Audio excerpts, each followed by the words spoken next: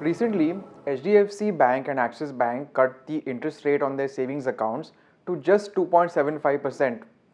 SBI already has just 2.7% as the savings account interest rate. Why should these banks be getting a free lunch from your money? So today we'll discuss some alternatives that you have.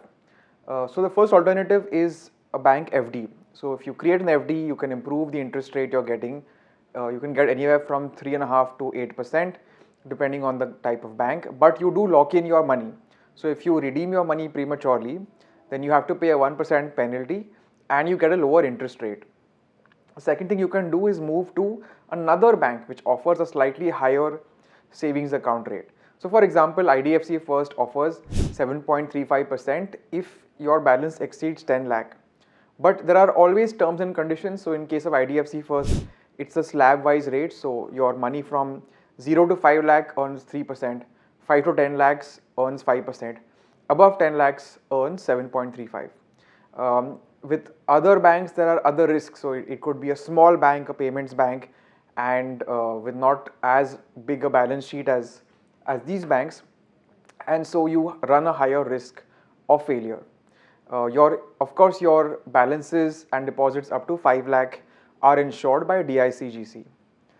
Then you can move it to a sweep-in FD. So a sweep-in FD is connected to your savings account. So if you write a check or if you spend money from your savings account, then money flows from the sweep-in FD into the savings account, and there is no penalty for premature breaking of the FD.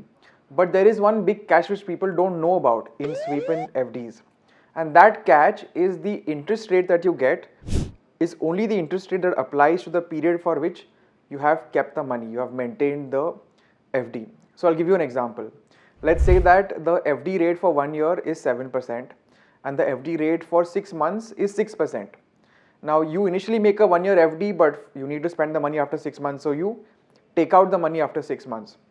In this case, you're only going to get 6% on your sweep-in FD and not 7.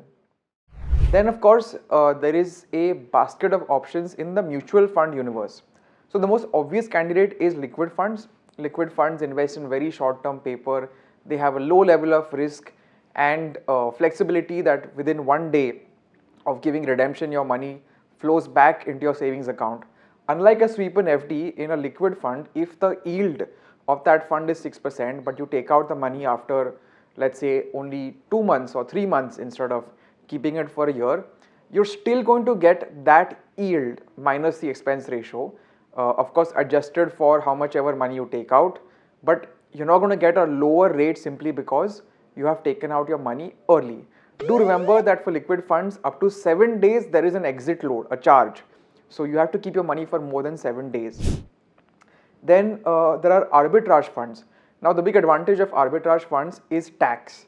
So arbitrage funds essentially buy stocks and short futures, and so they earn money from that spread.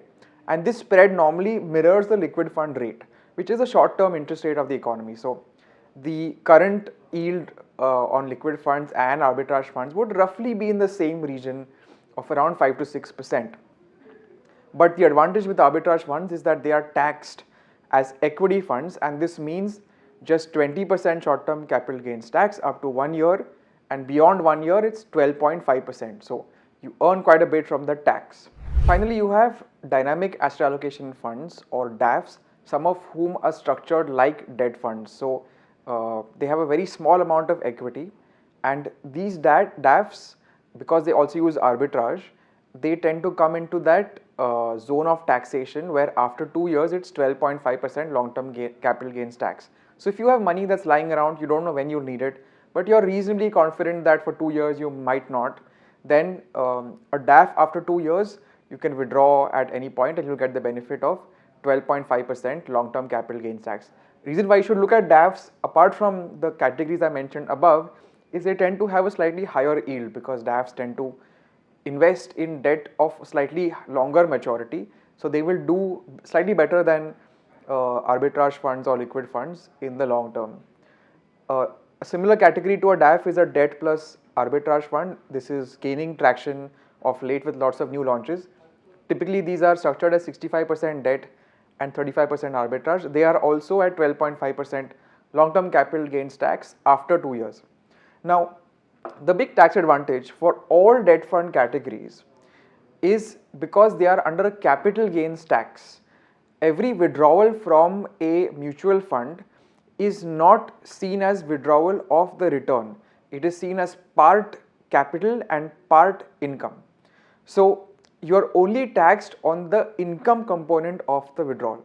So let's say that you deposit a sum of 5 lakhs into a liquid fund and it grows to 5,50,000. So you get a 10% return. Now you take out 1 lakh. Is that entire 1 lakh taxed? Answer is no, because only 10% of it, 10,000 rupees, is considered as the gain, and only that much amount is subject to tax. So this is one big benefit of debt funds compared to bank FDs. In bank FDs, the interest that you get every year is fully subject to tax at an accrual basis, and TDS is deducted on bank FDs. You will note that if you are a resident individual, there is no TDS on any of these mutual fund categories. There is TDS on all of the FD categories here.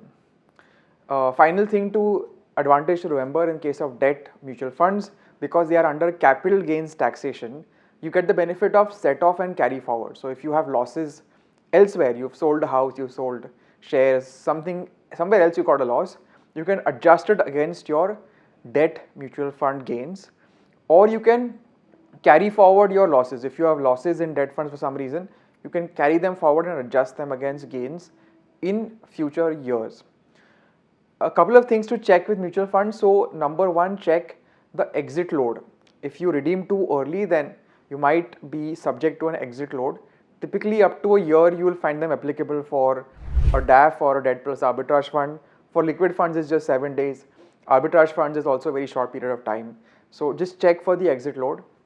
The other thing to check is the portfolio risk. That is the fund manager putting money in very low rated paper, subjecting you to a lot of risk.